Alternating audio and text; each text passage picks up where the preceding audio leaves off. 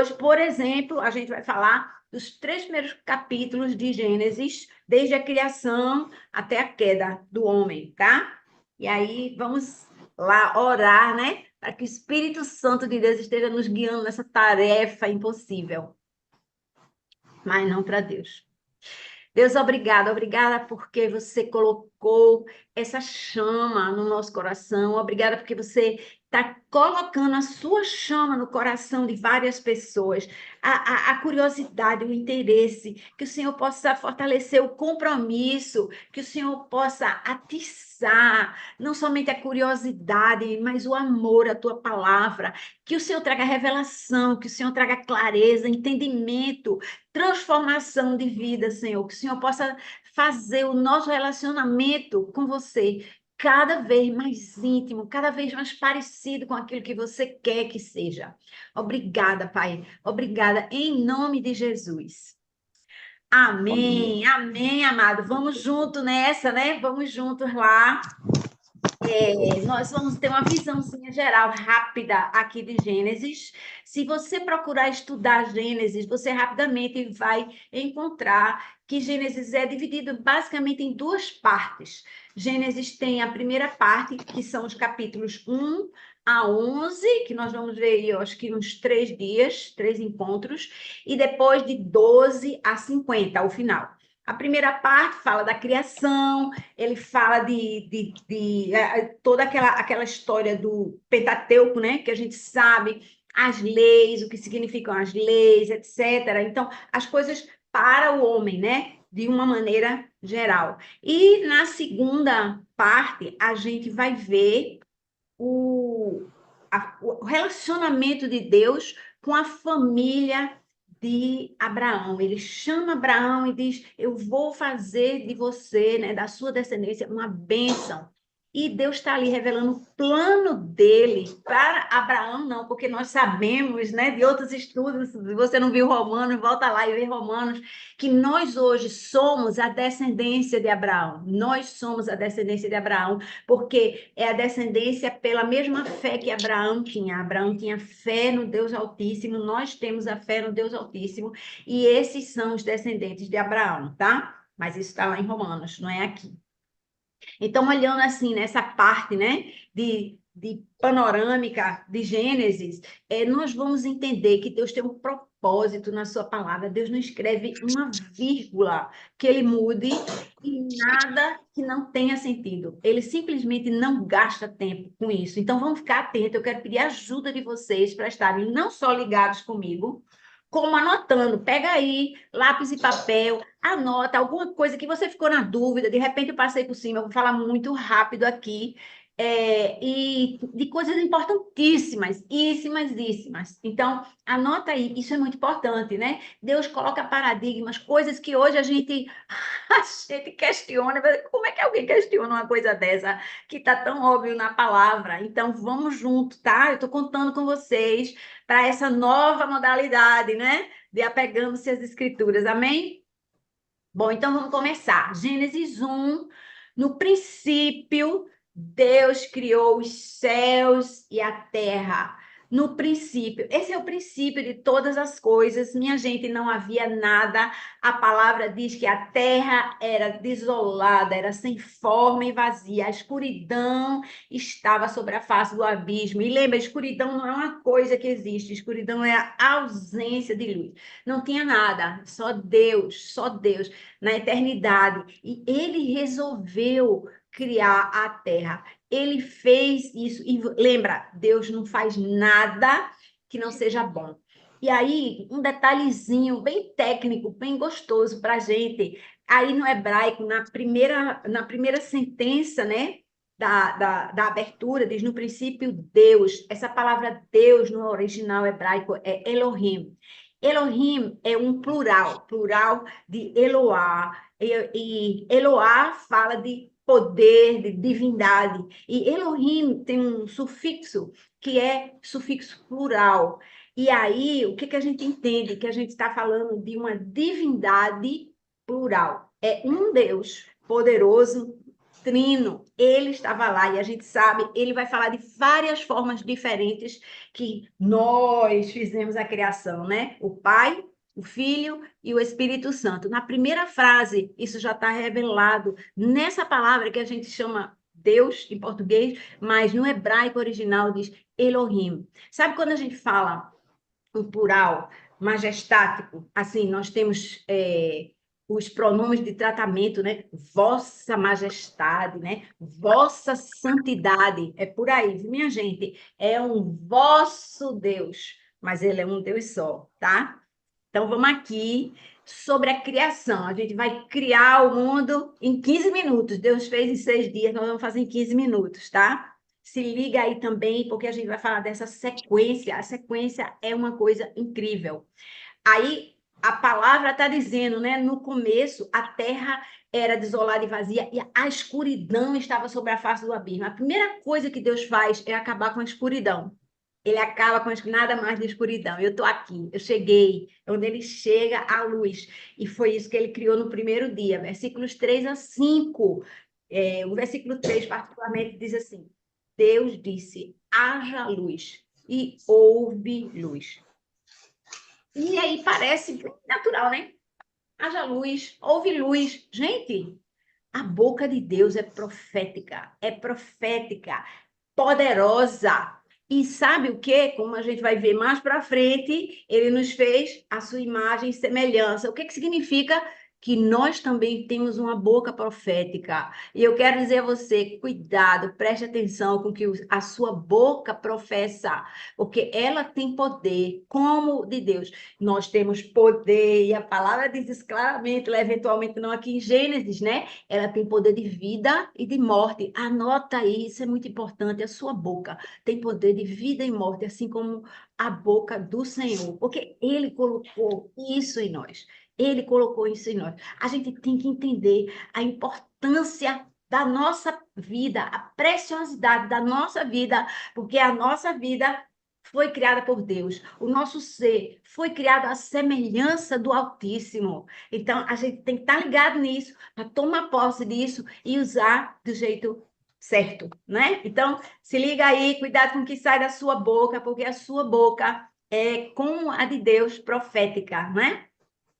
E aí tem um pequeno detalhe que eu gostaria de falar rapidamente também. Isso é verdade para o povo hebreu até hoje. O nosso dia, né, aqui no mundo ocidental, ele vai da meia-noite até às 24 horas, né? Passando ali um dia, mas no mundo hebraico, até hoje, o dia começa no final da tarde. Então, o versículo 5 da Bíblia diz assim: já na segunda parte, né? Versículo 5b. Passaram-se a tarde e a manhã. Esse foi o primeiro dia. Para eles, o dia é um período de 24 horas. Então, você vai notar na Bíblia que o sábado, o dia sabático de descanso, ele, na verdade, começa na sexta-feira à tarde. Eu aprendi isso quando eu tive a oportunidade no passado de conviver, não aprendi na igreja, conviver com um judeu, né? Daqueles bem tradicionais, e ele não trabalhava, né? Estava na faculdade, 3 horas da tarde, ele, tchau, vou para casa, porque começou o meu sábado. Aí eu digo, sábado não é amanhã? Não, é hoje de tarde. Aí ele me explicou isso. Então, se liga aí, porque está escrito no versículo 5 já de Gênesis 1, tá? E aí, acabou o primeiro dia, que foi criado o quê? A luz, né? No segundo dia, foi criada a atmosfera. A atmosfera não tinha nada, minha gente, nem o ar que a gente respira, não tinha. E aí, no segundo dia, versículos 6 a 8. Versículo 6 diz: Então Deus disse: haja um firmamento entre as águas. Deus separou as águas, ele separou as águas debaixo do firmamento, que são os oceanos, os rios, os mares, e as águas acima do firmamento, que são as nuvens, que a gente chama de céu, mas são só as nuvens, né? O céu é outro lugar onde o Senhor habita. Enfim, essa separação é importante, porque agora nós temos o quê? O ar que nós respiramos, né? A gente não é peixe, aí não podia viver dentro da água.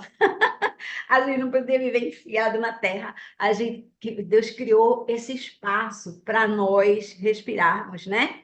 E aí, no terceiro dia, versículos 9 a 13, Deus criou mais coisas. Versículo 9, e disse Deus: ajuntem-se as águas que estão debaixo dos céus em um lugar e apareça a porção seca. O que ele fez? Ele estava criando agora o espaço, né? Os continentes estavam aparecendo do meio das águas, eles estavam abaixo, né? Mas aí ele juntou as águas e ali apareceram a terra e os mares.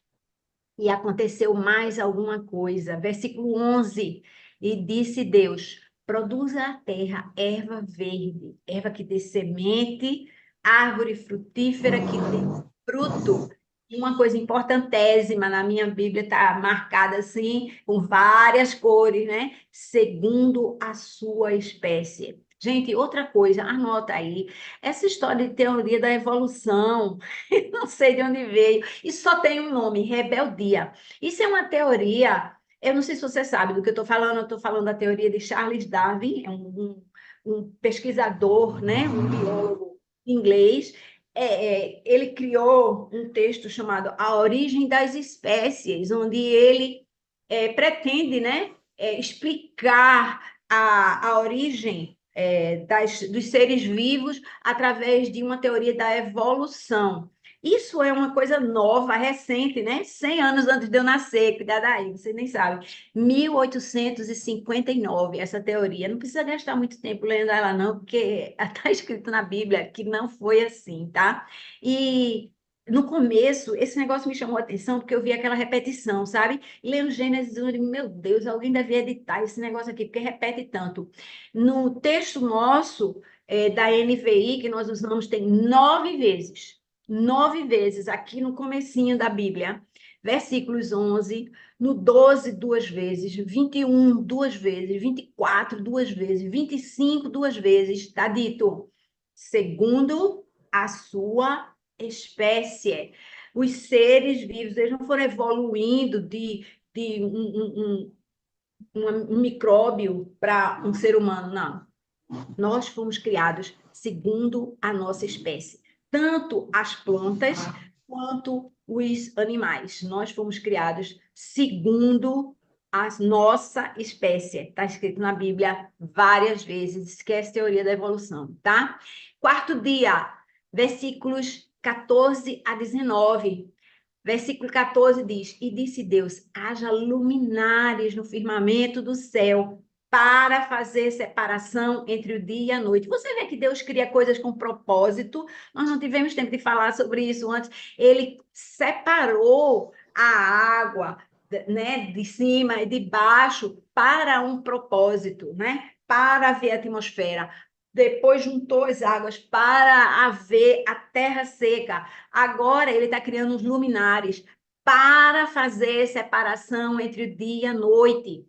A palavra diz: sejam eles sinais para marcar tempos determinados, dias e anos. Deus quer que nós contemos os dias e anos, porque eles são preciosos. Às vezes a gente perde o dia todo sem fazer nada, ou nada que se aproveite. Cuidado com o que você faz com o seu tempo, porque o tempo é importante para Deus. O seu tempo é importante para Deus. É um dom precioso para a nossa vida.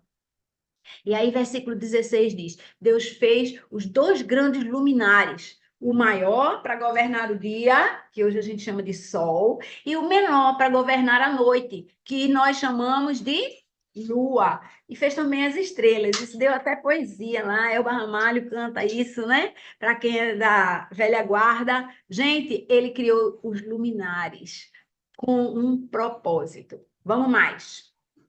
Quinto dia, versículos 20 a 23. Ele criou os répteis, as aves e os peixes, e eu ressalto a vocês, ainda segundo as suas espécies. Está incluído lá naqueles versículos que eu citei antes, tá? A criação no terceiro dia, preste atenção, né? Foram as plantas, elas vivem por si mesmas, tirando a sua seiva da terra, que já estava criada. Vocês percebem? Aí a terra foi criada, aí a planta que se alimenta da terra, e mais para o futuro, agora, né? Ele vai fazer as aves e os peixes que se alimentam das plantas. Percebe? Naquele tempo, a gente sabe que Deus tinha dado as plantas para o homem se alimentar como ordem, né? Os animais já sabiam disso, é porque Deus gosta de falar com a gente tete a tete. Então, é importante que você perceba que Deus tem um processo. Gente, preparando isso aqui, ficou tão claro para mim. Deus tem um propósito, Deus tem um processo. E às vezes a gente fica fazendo as coisas meio às tontas.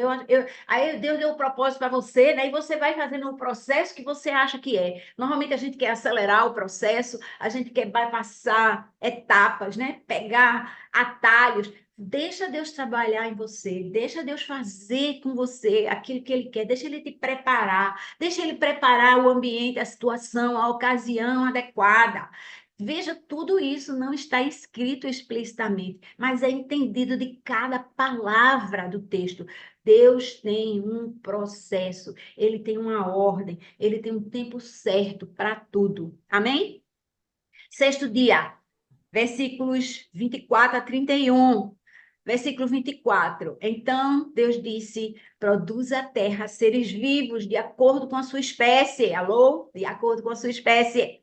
Animais de rebanho, animais rastejantes e animais selvagens.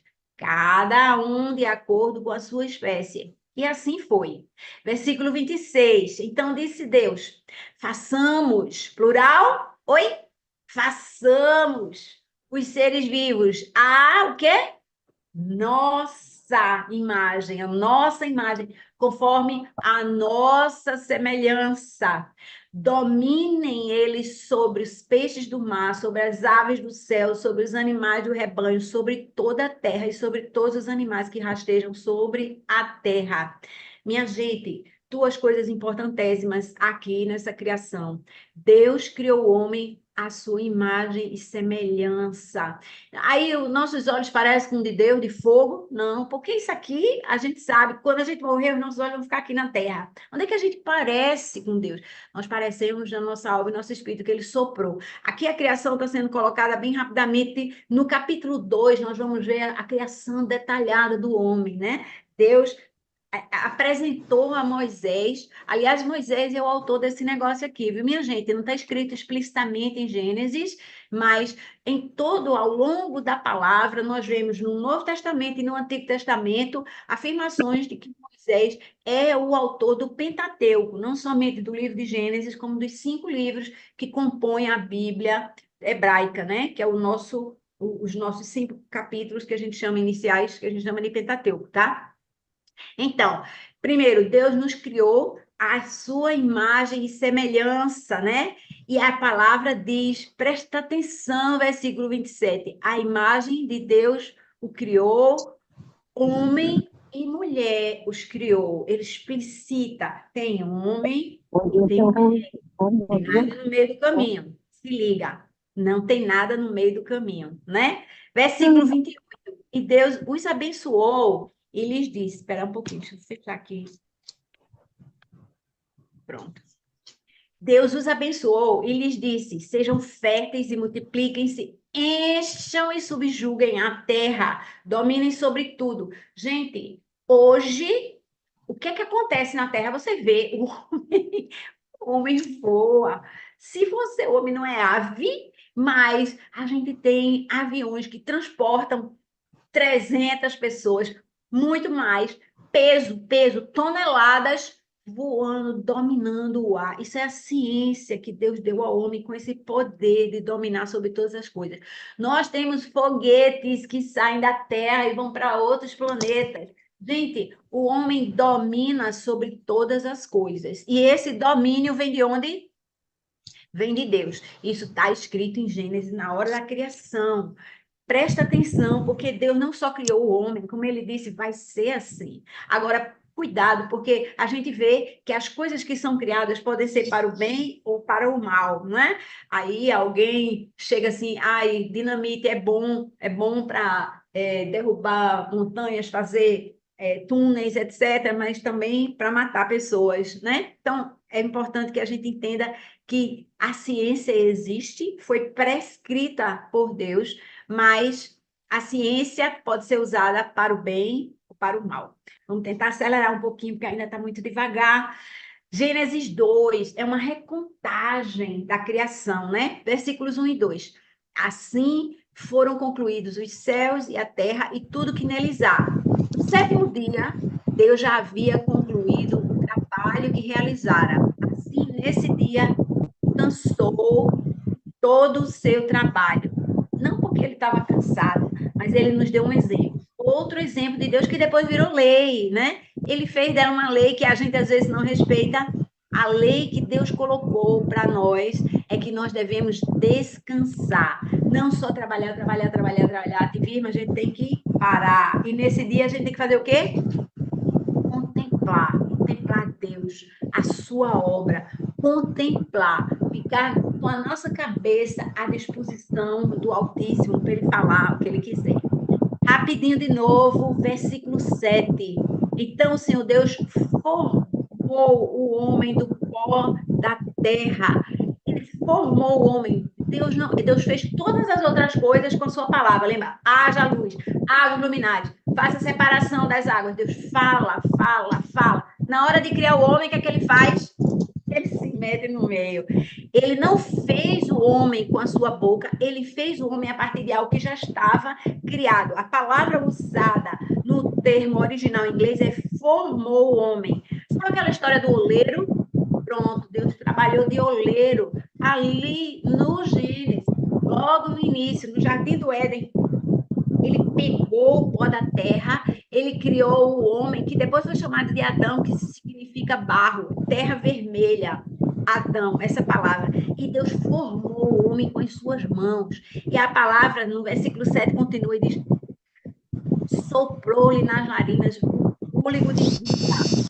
E o ser humano se tornou um ser vivente. Gente, a criação do homem é algo que a gente pode falar o dia inteiro aqui. Deus soprou em nós a vida dele. Vocês entendem? A vida dele está em nós. O ar que nós respiramos, ele tem o sopro da vida que veio de Deus. Ele soprou isso em nós. Os animais irracionais, o macaco, que dizem que é parecido com o homem, o boi, a vaca, a ovelha, respiram, mas não como nós, porque nós respiramos o hálito de Deus. Mais forte, mais forte. E aí, versículo 9 diz assim: então o Senhor Deus fez brotar do solo todo tipo de árvores agradáveis aos olhos e boas para o alimento.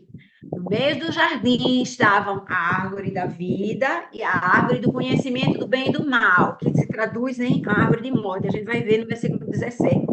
Então, tem a árvore da vida e a árvore do conhecimento do bem e do mal. A gente passa por alguns versículos aqui que falam a respeito da suposta localização do Jardim do Éden, né? Versículos 10 a 14. Eu quero citar isso porque ele fala especificamente de coisas que são associadas hoje pelos estudiosos a lugares específicos. Fala, versículo 11, do rio Pison, né? Que é associado. Será que seria o rio Ganges? Porque fala da terra de Avilá, onde é ouro. Então, pensa-se na Índia, no país, né? Índia. Versículo 13 fala do rio Gion. Talvez seria o rio Nilo, né? Que nasce na Etiópia, que é citada lá. Versículo 14, rio Tigre. Está explicitamente escrito rio Tigre. E vai adiante de Assur, que era a Síria, e rio Eufrates, que é a região da antiga Babilônia. Então, tudo isso aí remete a alguns lugares, não com perfeição, algumas coisas são diferentes, que os estudiosos atribuem à possibilidade de terem sido movidos por conta do dilúvio que vem depois disso, né? Então, os rios podem ter se mexido por causa daquela grande massa de água na terra. Enfim, vamos para frente, porque não traz muito para a nossa vida. Eu não sei se tem alguma mensagem aí, eu não achei. Versículos 16 a 17. O Senhor. Kátia, só um minutinho, rapidinho. Se puder colocar uma pessoa no mudo aí, porque está dando muita interferência Eu aqui já no, procurei, não achei. Não sei quem é, Ana. da Suí. Se você puder Ah, colocar no mudo, por favor. aqui, deixa eu botar. Pronto, massa. Obrigada, querida. Ele estava ouvindo também, mas não achei. Obrigada, valeu. Valeu. Versículo 18. Então o Senhor disse: não é bom que o homem esteja só. Falei para ele uma aliada, está no nosso texto NVI, que lhe seja semelhante. Gente, eu quero dizer a vocês, no original não está escrito aliada. Está escrito literalmente ajudadora. E se você pegar o termo que está escrito aí, olhar todos os outros usos dele, eu estou dizendo a vocês, porque foi olhar os termos aí, que eles são bem registrados. Todo lugar é ajudadora. Ajudou a fazer isso, ajudou a fazer aquilo, ajudou a fazer aquilo outro, ajudou a fazer aquilo outro. Mas na tradução NVI, a escolha da palavra aliada, ela tem a ver com o sentido. Houve um entendimento da importância de se enxergar a mulher como uma aliada do homem. Não é um ajudador, um auxiliar que você diz, vem aqui, menino, carrega aqui esses negócios para mim. Não. É aquela ajudadora que caminha junto com ele. É uma aliada, é como minhas ajudadoras e ajudadores que andam aqui comigo, que não aparecem na telinha, mas são o meu suporte, que andam junto comigo. E eu sem elas não caminho da mesma forma. Tá faltando alguma coisa, percebe? Então, esse é o papel da mulher, de ser a aliada do homem e não competidora. Que outra mensagem, mulheres, esse negócio de feminismo é coisa do cão. O homem tem valor e a mulher tem valor. Estou dizendo que a mulher tem valor, não. Olha para mim. Oi, oi. Trabalho, ando, faço, saio, viajo, mas você tem o seu papel. A gente já viu antes, Deus tem um papel para cada um. E o papel do homem é importante, preste atenção, porque na hora da queda, você vai ver o homem sendo chamado. Oi? Adão, como é que você fez isso? Aí eu vou comer o primeiro, mas a gente vai chegar lá, né? Adão tinha esse papel. Cuidado para você não querer sair do seu papel e não negligenciar o seu papel de mulher. Falando com vocês, viu, queridas? Versículos 19 a 20. Adão nomeia os animais. Não vou entrar em detalhes aqui, mas isso implica muito profundamente, presta atenção, nomear animais, nomear coisas, dar sentido a elas. Percebe? Isso é uma característica que a gente nota ao longo do Antigo Testamento. Dar nome, como dar nome a filhos, é você dar uma função, dar um legado. E Deus chamou Adão para fazer isso com os animais.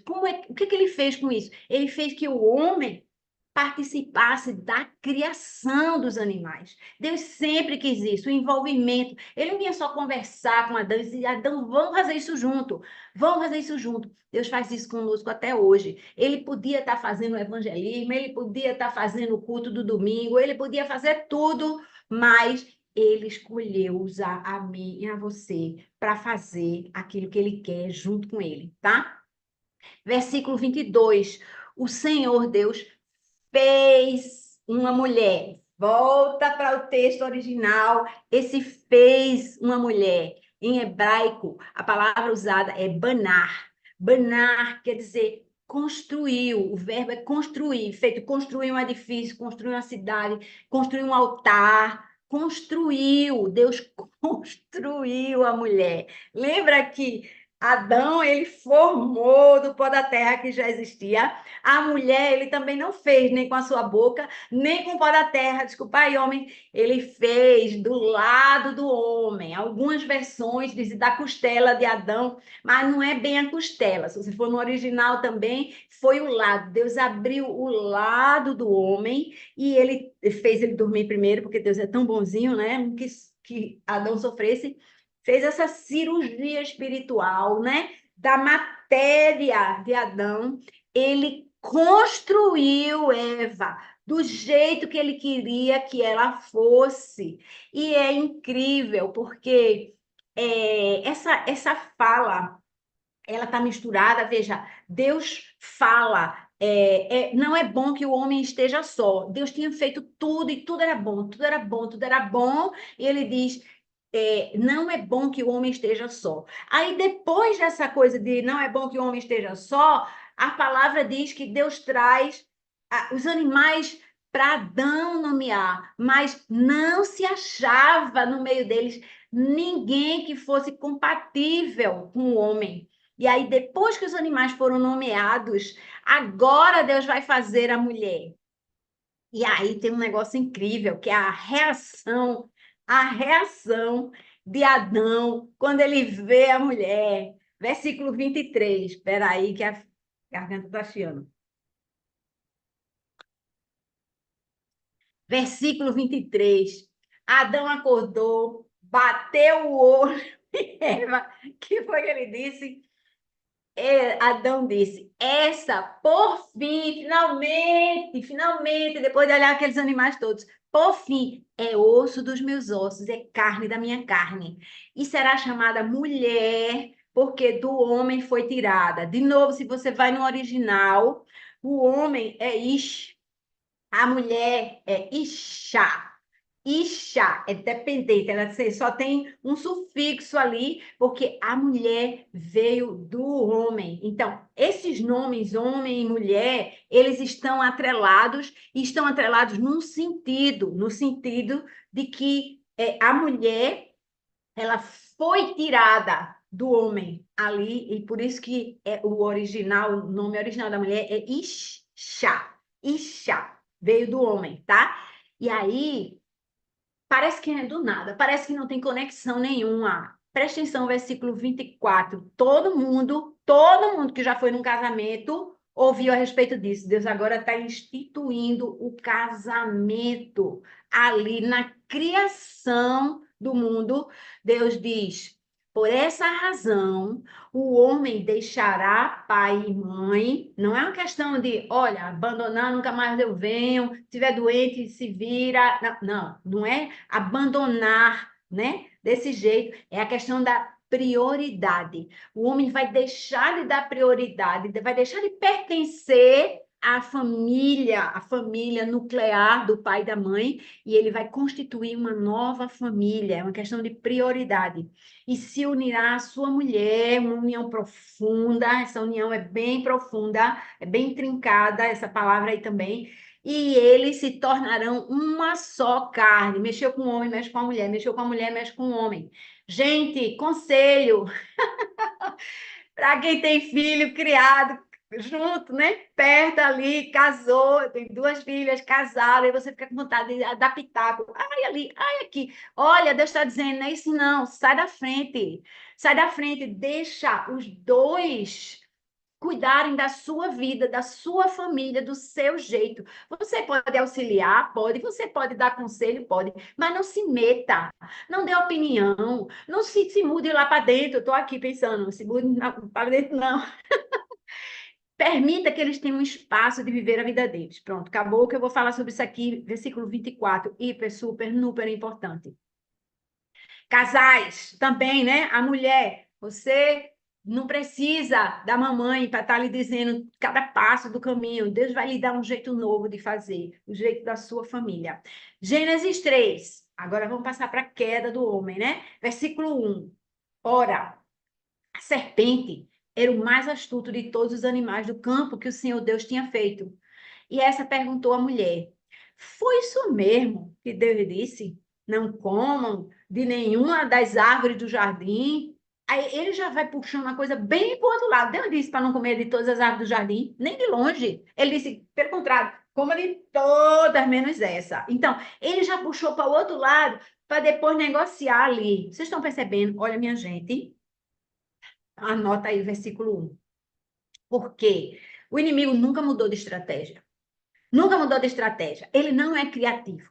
Ele não sabe fazer outra coisa, a não ser roubar, matar e destruir, esse é o propósito dele, mas a estratégia dele é a mentira, é o engano, é a distorção. Normalmente, algo que parece com a verdade, que é a distorção, mas às vezes ele faz mentira deslavada, que a gente vai ver agora. Versículo 4. A serpente disse à mulher: certamente não, a mulher disse lá, né, que não, Deus disse isso certinho. Mas aí, versículo 4, a serpente disse à mulher: certamente não morrerão. O que é que o diabo está dizendo? Uma enorme mentira, deslavada, deslavada, assim, tchá! É assim, é diferente do que Deus está dizendo. Ele disse que é homem e mulher. Não, não é isso não. Não é assim. Deus disse que fez tudo segundo a sua espécie. Não, peraí, não é assim. ele está sempre desvirtuando. E note que ele começa com uma instigação na sua cabeça, a dúvida, né? Foi isso mesmo que Deus disse? Tu tá prestando atenção? Tá lembrando direito? Será que está assim na palavra? A nossa palavra, ela é viva, ela está aqui até hoje, mas a nossa mente, ela precisa, minha gente, você precisa recarregar a sua dose de Bíblia todo dia na sua cabeça. Não é o mesmo versículo, não. Não é tá repetindo, não. É ler de lugares diferentes, com a estratégia que você quiser, mas encher a sua cabeça com a palavra de Deus, porque ela é a sua fonte de vida. É baseado nela que você entende a voz do bom pastor e não cai na voz do enganador. Você precisa distinguir isso assim, assim. Eva deu bobeira. Peraí, né? Eva deu ouvidos e agora eu quero fazer com que você preste atenção aqui. Versículo 5. É que Deus sabe, isso é serpente falando ainda com a Eva, tá? Que no dia que vocês comerem desse fruto, os seus olhos se abrirão e vocês verão como Deus, conhecedores do bem e do mal. Vocês serão como Deus, conhecedores do bem e do mal. Minha gente, vê a criação. Nós fomos criados como a imagem e semelhança de Deus. Você não precisa pecar, comer, pecar o quê? Desobedecer a Deus, né? Comer daquele fruto para parecer com Deus. Eles já eram parecidos com Deus. Eles foram feitos à imagem e semelhança de Deus, como eu e você, viu? Isso foi perdido no Éden, não. Feitos à imagem e semelhança. Aí o inimigo chega assim, mas você, se você comer isso, você vai ficar parecido com Deus. Vai ficar entendendo de tudo, bem e do mal. Aí chega a tentação. Aí a mulher fica, olha, versículo 6 diz: a mulher viu que a árvore era boa, já olhou, já deu espaço. A palavra de Deus diz: apartai-vos de toda impressão de mal. A impressão do mal está que você está aqui, você vai para outra calçada. Você não fica olhando, não, acho que não, Satanás, não, acho que não.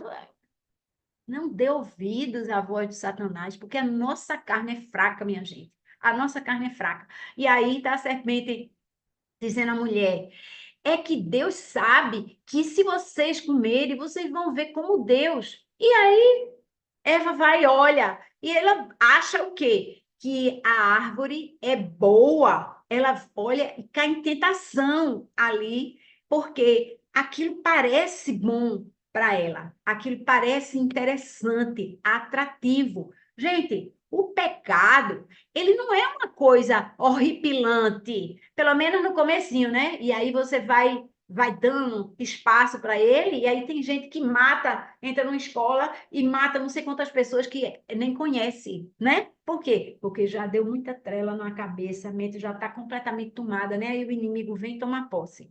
Mas é importante que a gente entenda que a gente não deve dar trela ao inimigo.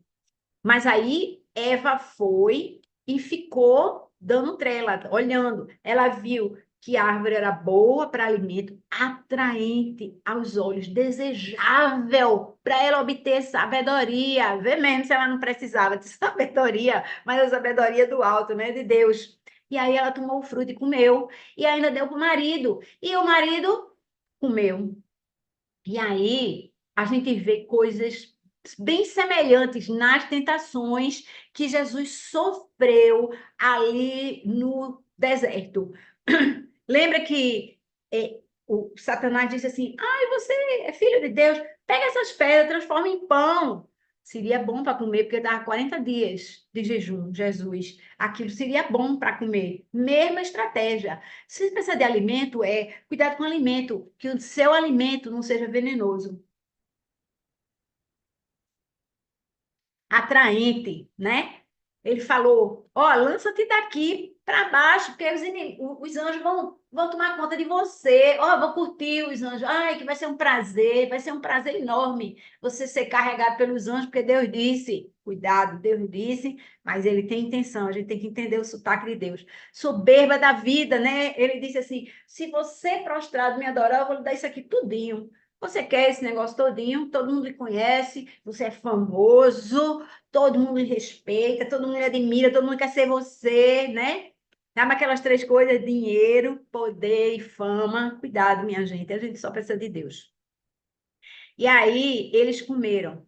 Adão e Eva comeram do fruto da árvore da morte, né? E aí veio a consciência da culpa. Eles viram que estavam nus, perderam a pureza. E aí, parte final aqui, note como o pecado, eles sempre procuram uma justificativa e outro culpado. Presta atenção, o diabo normalmente é assim, foi o diabo que me tentou. O diabo, ele interfere, cuidado que você pode colaborar bem com ele. Você precisa concordar com ele. Você sabe que todo justo é coberto de Deus. Ninguém pode me tocar sem a permissão de Deus. Agora, se ele der permissão por algum motivo, você vai lá em Jó e vê isso. Aí você precisa reagir do jeito certo. Aí, voltando aqui para a gente, né? A gente está no 3, versículo 10. Então, Adão respondeu, porque Deus disse: Cadê você, né? Quem deu a você a consciência de que você estava nu? Você comeu, por acaso, da árvore que eu disse que você não devia comer? Aí, Adão responde, versículo 10. Eu te ouvi no jardim, eu fiquei com medo, porque eu estava nu, por isso me escondi. E aí, versículo 12. Quando Deus faz essa pergunta, né? Foi a mulher que me deste. Olha o que, que ele está dizendo aqui. Foi a mulher que me deste. Já disse a Deus: olha, quem deu a mulher foi tu. Sabe aquela história? Essa finalmente é osso dos meus ossos, carne da minha carne. Nada disso. A mulher que você me deu, foi ela que me deu o fruto. Então a culpa é sua que você me deu essa mulher. Vê mesmo. Deus dá a bênção. A pessoa até sabia que era uma bênção, mas na hora H diz: olha, essa bênção foi horrível. Você me deu dinheiro que só. Como é que eu vou para o culto no domingo? Que eu estou aqui, eu posso andar no meu iate. Não posso, não dá tempo. Foi você que me deu esse negócio aqui. Ela me deu o fruto e eu comi, né? É horrível. Versículo 13. Aí chega a mulher, a vez da mulher falar, o que ela diz? Oh, Deus, foi a serpente que me enganou, aí eu comi. A serpente enganou, mas ela disse textualmente para a serpente antes o que é que Deus tinha dito. Olha, se vocês comerem da árvore do conhecimento do bem e do mal, vocês certamente morrerão. Então ela sabia, cuidado, porque a gente sabe, é cuidado da palavra, porque você sabe, mas precisa botar ela em ação. Minha gente, saber a palavra decorado, assim, e duvidar, botar questionamento nela, para com isso, tá?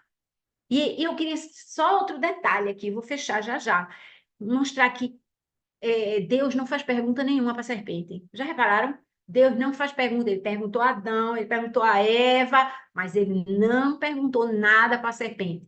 Por outro lado, ele declarou uma coisa para a serpente, né? Versículo 14. Deus fala com a serpente e diz, mas no 15 exatamente. Porém, inimizade entre você e a mulher. Você, a serpente e a mulher. Entre a sua descendência, serpente, e a descendência dela. Quem é a descendência da mulher? Jesus, que ia prover da mulher, ele sairia da mulher.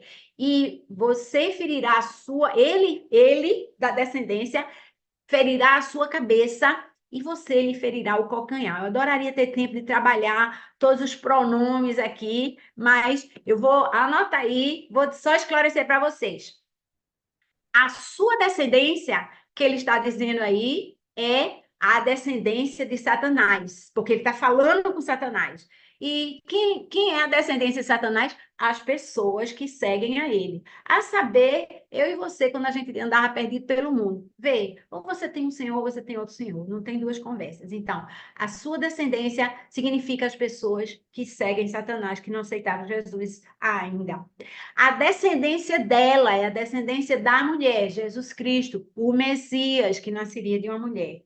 E você lhe ferirá o calcanhar, a história, porque ele, né, da descendência, vai ferir a sua cabeça, tá atolado, foi na cruz que Jesus derrotou Satanás e o pecado, e Satanás lhe feriria o calcanhar, se refere ao sacrifício de Jesus na cruz, mas aconteceu. E finalmente ele declarou, e aí versículo 17, declarou ao homem, eu quero chamar a atenção para você, você tem um papel, Deus criou você com um propósito, não saia dele.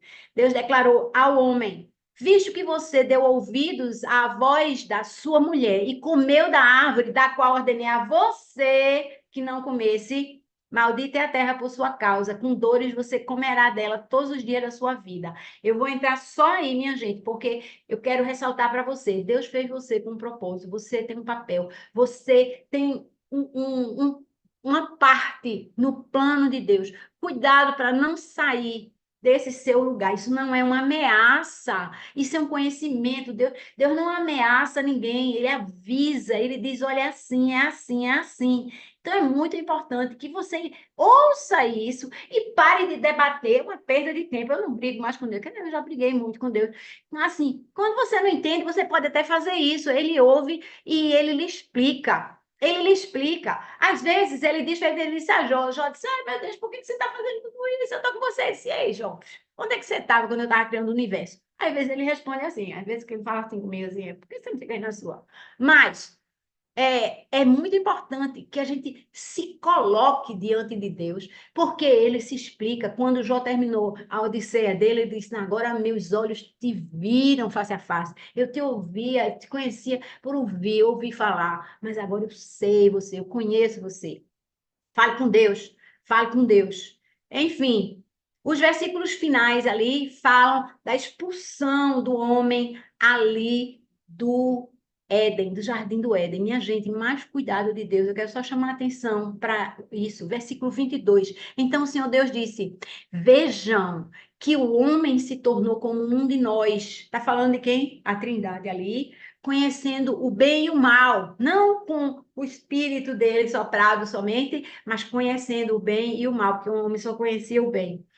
Não se deve permitir que ele estenda a mão e tome também da árvore da vida, coma e viva para sempre. Aí, por que Deus não nos quer na eternidade? Não. Ele não quer que a gente viva na eternidade na tortura do pecado, minha gente. Sujeito ao pecado, porque o homem ali já tinha pecado, o homem já tinha desobedecido, e ali verdadeiramente o destino dele era a morte. E aí, se ele comesse do fruto da vida eterna, ele ia estar vivendo eternamente com o pecado, com a morte. Esse não era o plano de Deus. Era a vida eterna, assim, que ele veio trazer para nós através de Jesus. Jesus é o caminho, a verdade e a vida. Enfim, vou parar por aqui agora, né? Que Deus nos abençoe nessa caminhada fora do Jardim do Éden, né? Até o nosso resgate. Vamos lá, gente. Agora é com vocês. Abram aí seus microfones e falem. Nosso tempo é exíguo. Eu lamento essa correria. Me dá um feedback. Fala alguma coisa.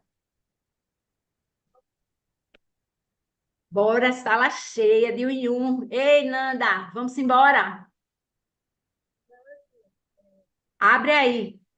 Estou ouvindo não, Nanda. Vocês estão ouvindo, Nanda? Não, Nanda, abre aí teu microfone.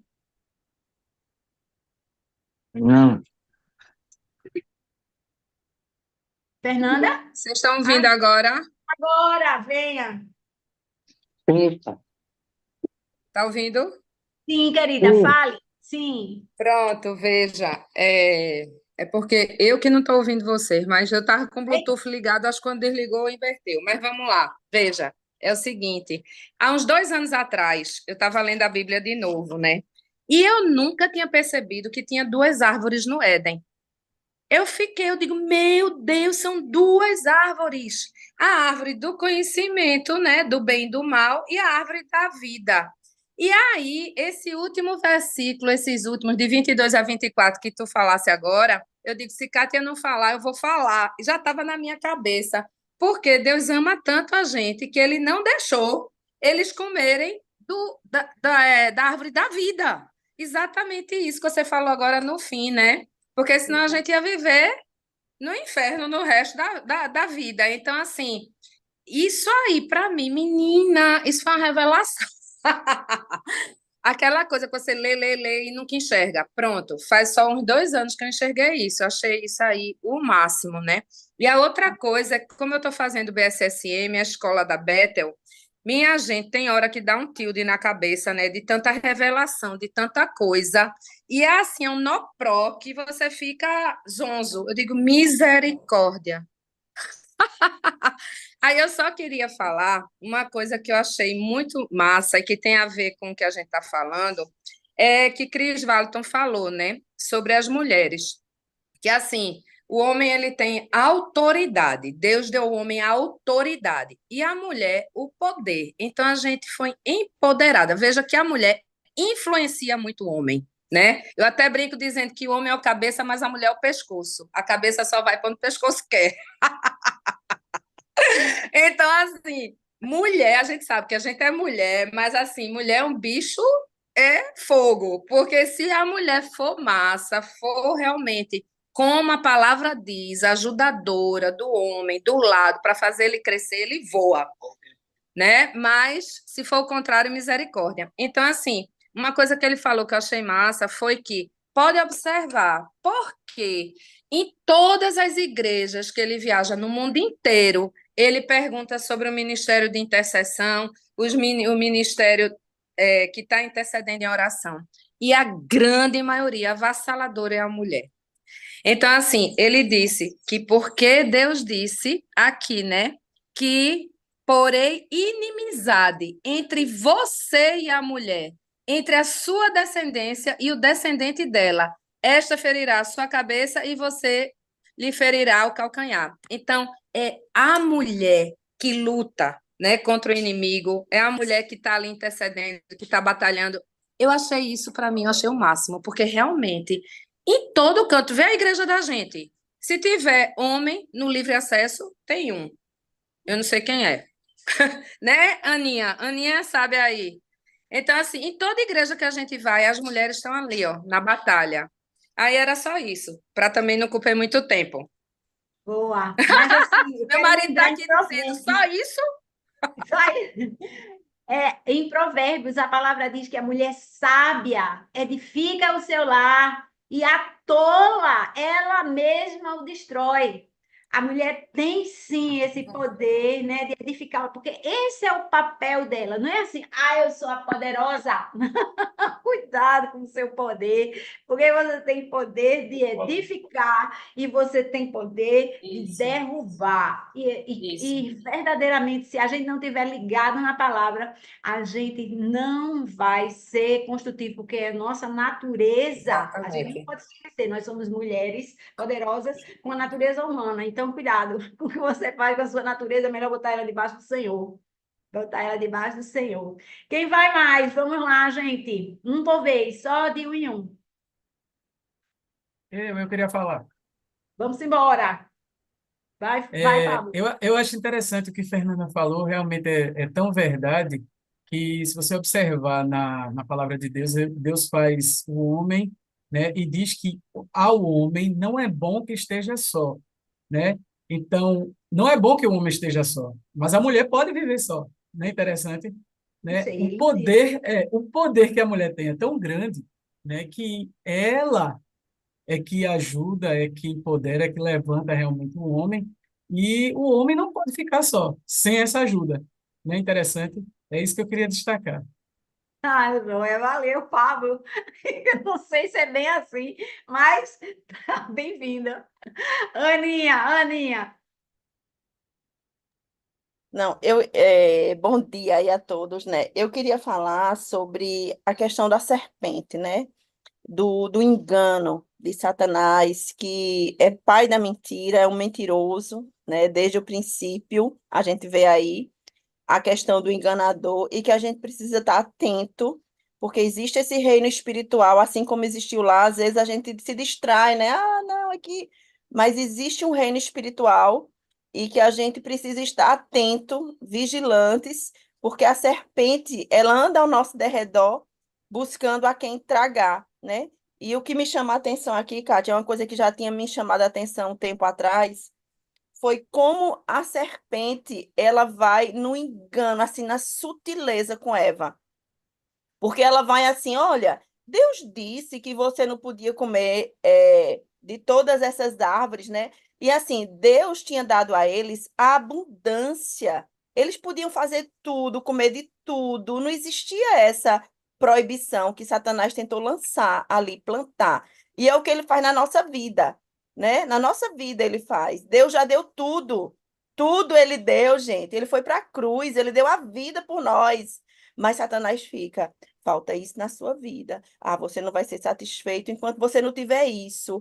Ah, você precisa ter isso para você ser feliz. E não, em Jesus nós temos tudo. O sangue dele foi suficiente. Então, a gente precisa estar atento a isso, né? E quando ele fala, se você comer, você vai ser como Deus. Eles já eram como Deus. Deus já fez a imagem e semelhança. É a mesma coisa, o mesmo discurso para Jesus. Se você é filho de Deus, assim, a dúvida, a coisa bem sutil, não é uma coisa escancarada.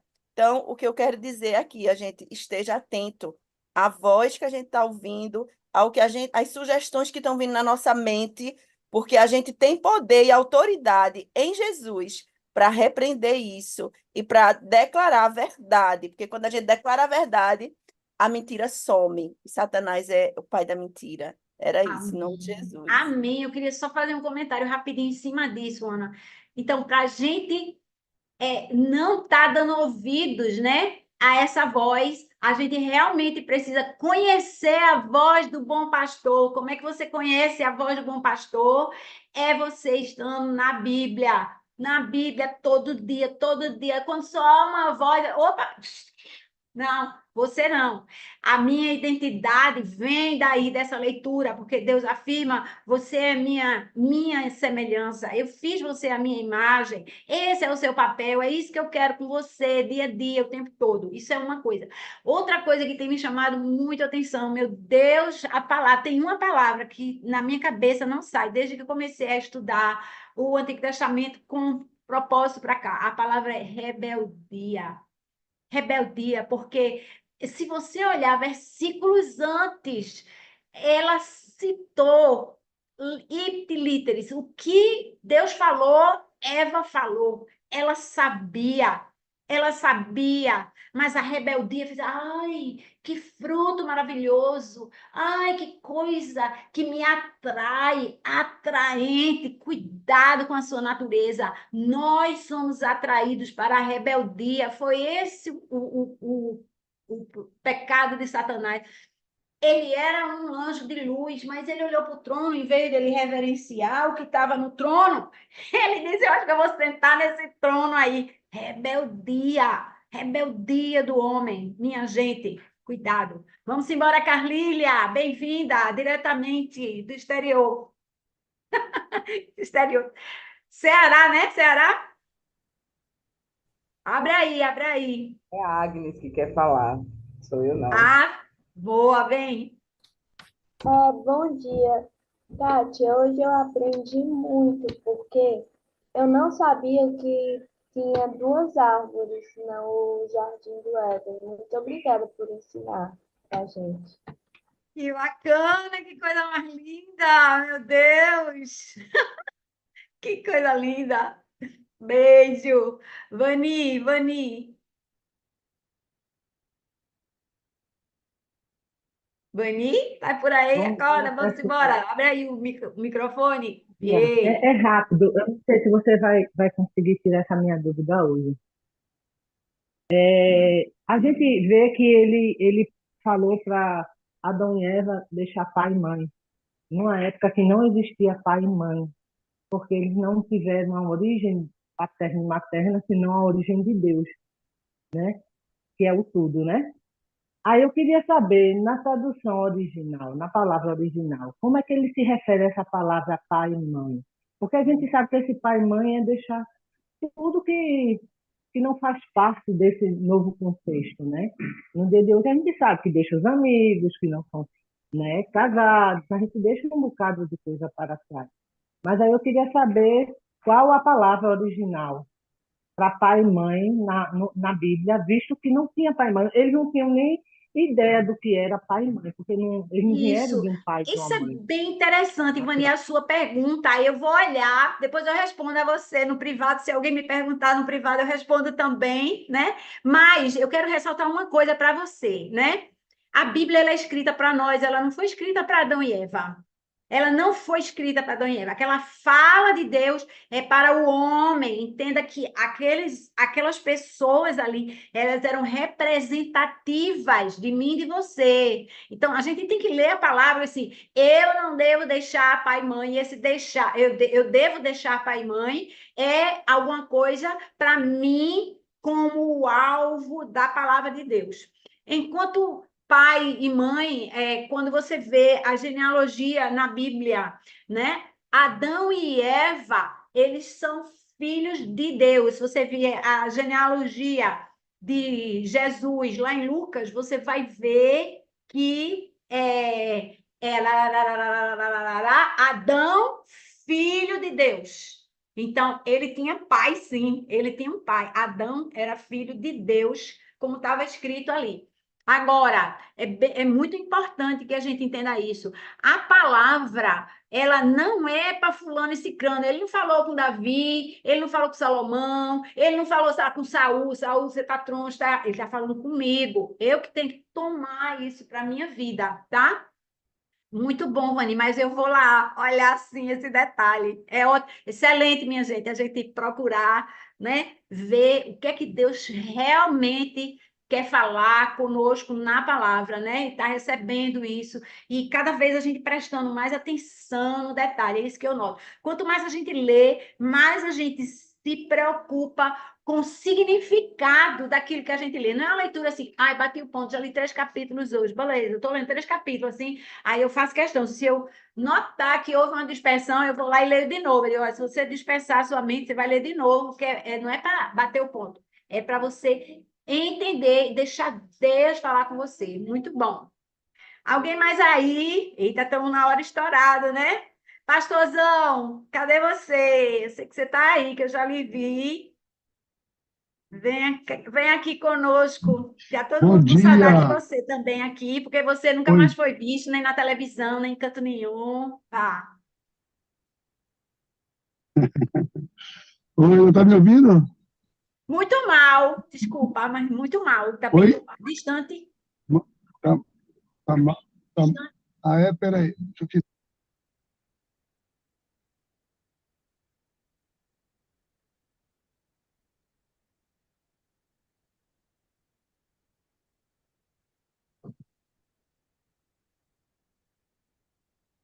Melhorou agora o som, não? Bastante, bastante. Vamos, fala aí. Vou desligar Pronto, meu mic. eu tô no trânsito ainda aqui, tô chegando. Aí o celular estava um pouco distante aqui de mim. Gente, olha que maravilha, em primeiro lugar, estarmos de volta aqui nesse momento e nessa proposta aí maravilhosa, né? Então, olha, se a gente teve poucas dúvidas na leitura desse texto de hoje, a gente não prestou muita atenção, viu? Porque é para ter muitas dúvidas, não é para ter poucas, não. O negócio aí a proposta é trazer para a gente, sim, e uma inquietação, porque tem toda uma linguagem que é trazida aí, e a gente precisa entender, Kátia falou muito bem agora, né?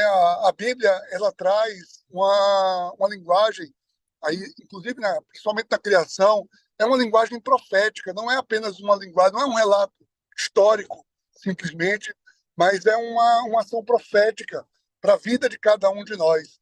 Foi citado aí, Ana falou bem também, quando falou a questão do pecado. O pecado ainda hoje, o pecado, a grande tentação do pecado, a grande proposta do pecado, ele é tão covarde, o diabo é tão covarde, que ele só oferece o que a gente já tem. Ou seja, as pessoas pecam por quê? Porque querem ter poder. Em Deus a gente já tem todo o poder. As pessoas pecam porque querem ter mais dinheiro. Em Deus a gente já tem todo o dinheiro, ele é o dono do ouro e da prata. As pessoas querem ter mais felicidade. As pessoas querem qualquer coisa. Ou seja, quando buscam o pecado, é porque estão querendo alguma coisa que já tem, né? Então, foi assim, com a serpente oferecendo a Eva ali o que ela já tinha, como o diabo no deserto ofereceu a Jesus o que ele já tinha, e a cada um de nós também. Então, essa é uma linguagem profética que traz para cada um de nós o entendimento dessa verdade. Isso que Vani falou aí também, a questão do deixar, né? Deixar o pai e mãe, ali era uma bênção profética geracional. Ele não estava falando, ele estava falando de uma perspectiva profética geracional, né? Ou seja, ali seria estabelecido a partir deles gerações e como as gerações deveriam se formar. Era através da unidade do homem e da mulher. O homem deixar quem lhe provê, quem lhe gerou, né? Porque a mãe é a geração, o pai é o provedor, o cuidador. Então, deixar isso e se unir à mulher para formar uma nova geração, para que ele seja também agora um provedor, para que ela seja uma geradora, é uma bênção geracional. Isso vem trazer agora novas gerações. Gente, olha, isso é fantástico e assim é sedutor, né, e a gente precisa mergulhar. Infelizmente, a gente vai ter que andar, né? Mas a gente poderia ficar um ano inteiro falando de Gênesis de 1 a 3. Teria muita coisa para a gente passar um ano todo, né? Mas a gente vai andar e, como a gente tem dito sempre, né, que o Apegando às Escrituras não tem o objetivo de encerrar uma questão, mas tem o objetivo de despertar em cada um de nós o desejo de aprofundar mais, de querer conhecer mais, de querer ir mais atrás do que a Escritura tem para cada um de nós, tá bom? Então, olha, um grande beijo para todos vocês. A gente vai orar. Eu já cheguei aqui no portão da igreja agora. Nós vamos orar agora e Deus vai nos conduzir nesse mergulhar nas Escrituras. Pai, em nome de Jesus, muito obrigado, Senhor, por esse espaço. Obrigado por esse tempo aqui. Obrigado porque a tua palavra foi dada a cada um de nós. Obrigado, Senhor Deus, pela verdade revelada. Obrigado pela liberdade de acesso a essa palavra. Ó Pai, nós queremos viver essa realidade, queremos viver, Pai, e Tu possa estar trazendo para cada um de nós, Senhor Deus, o mergulhar cada vez mais na Tua verdade. Vem, Espírito Santo de Deus, dai-nos um dia segundo a Tua presença, segundo a Tua vontade, e tudo seja para honra, glória e louvor do Teu santo nome, em nome de Jesus. Amém. Amém. Amém, Amém. gente. Glória a Deus. Que maravilha. Eu peço perdão a vocês pela correria. A ideia é justamente, né, a gente trazer essa mensagem aqui para tocar fogo no coração de cada um. Eu agradeço muito a vocês, a presença. Que Amém. Deus abençoe e toque fogo no coração de cada um de vocês. Beijo e até semana que vem. Eu vou dizer uma coisa. Semana que vem mais desafiador ainda, porque nós vamos falar de genealogia e vocês vão ver como genealogia fala. Alô? Fica aqui o preâmbulo. Genealogia fala sim. Mensagem de Aleluia. Deus. Beijo. Tchau, Tchau, gente. gente. Beijo. Beijo.